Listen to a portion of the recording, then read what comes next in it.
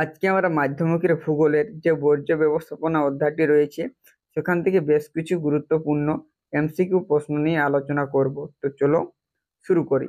প্রথমে রয়েছে, নিচের কোন দূষণটি কৃষিক্ষেত্র থেকে হয়? না, এর উত্তর হচ্ছে প্লেগ রোগ। এই প্লেগ রোগ কে ছড়ায়? না, ইঁদুর। তারপর রয়েছে, একটি কৃষিজাত বর্জ্য হলো কি? না, আখের ছিবড়ে। এছাড়া কিন্তু খড় হবে।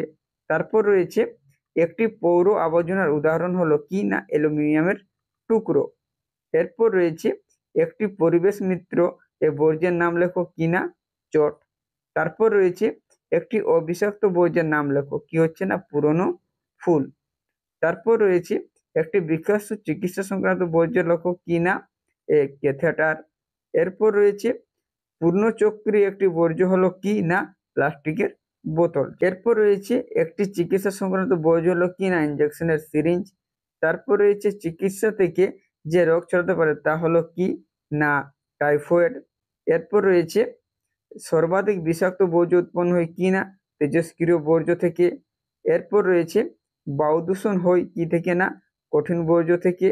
তারপর রয়েছে, নিম্নলিখিত বর্জ্যগুলির মধ্যে সব থেকে বেশি ক্ষতিকর কি? না, প্লাস্টিক, যেটা কিন্তু কোনোদিন কিন্তু পচে না। তারপর রয়েছে, জৈব পদার্থ থেকে যে গ্যাস পাওয়া যায় সেটা কি? না, বায়োগ্যাস। এরপর রয়েছে, কম্পোজিং পদ্ধতি তৈরি হয় কি? না, জৈব সার। এরপর রয়েছে, আর্সেনিক দূষণের ফলে কি হয়? না, ব্ল্যাক ফুড। তারপর রয়েছে, কেঁচোর মাধ্যমে বর্জ্য উৎপাদন করার পদ্ধতিকে কি বলে? না, ভার্মি কম্পোজিং। তারপর রয়েছে, পিএইচ এর মান 7 এর কম হলে সেই জলটা কি হয়? না, অম্ল। তারপর রয়েছে, যে শিল্প থেকে ফ্লোরাইড নির্গত হয় সেটা কি? না, কার্পাস বয়ন। এরপর রয়েছে, জীব বিশ্লেষ্য বর্জ্য হলো কি? না, বিসিন। তারপর রয়েছে, গ্যাসীয় বর্জ্য হলো কি? না, CO2।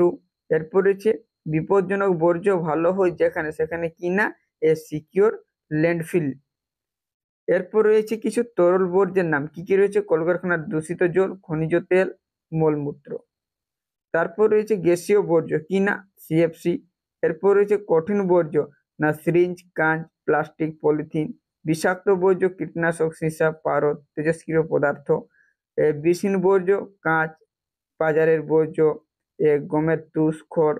ইলেকট্রনিক বর্জ্য, যেটা হচ্ছে পুরোনো মোবাইল, টিভি, কম্পিউটার, ভাঙা অংশ। তেজস্ক্রিয় বর্জ্য হচ্ছে কিন্তু ইউরেনিয়াম।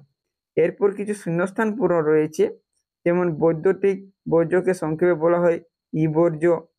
তারপর রয়েছে, বর্জ্য কাগজ একটি কি? না, জৈব ভঙ্গুর। তারপর রয়েছে, যে সকল বর্জ্য বিয়োজিত হয়ে মাটি ও বাতাসের সঙ্গে মিশে যায় তাকে বলা হয় জৈব অভঙ্গুর। তারপর রয়েছে, ল্যান্ডফিলের বর্জ্য ধোয়া জলকে বলা হয় লিচেট। এরপর রয়েছে, নদীর জলে রোগ সৃষ্টিকারী জীবাণু হলো কি? না, কলিফর্ম। এরপর রয়েছে, বর্জ্য ব্যবস্থাপনা করা হয় বর্জ্যের পরিমাণ হ্রাস, সেটা কি? না, পুনর্ব্যবহার করে।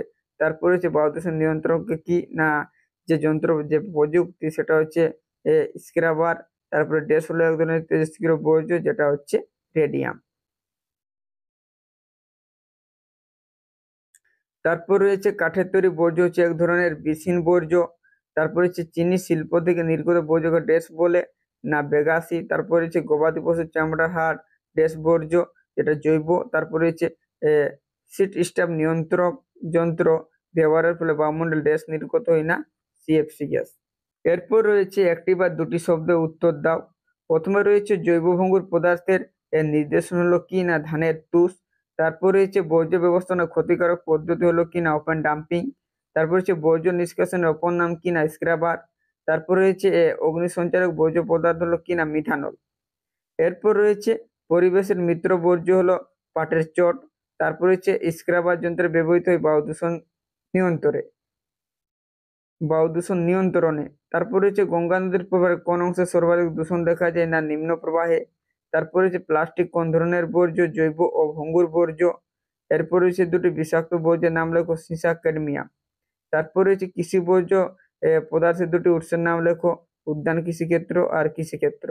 তারপর হচ্ছে, কঠিন বর্জ্য নিষ্পত্তি করার দুটি পদ্ধতির নাম লেখো, জৈব সার তৈরি আর ভস্মীভূত।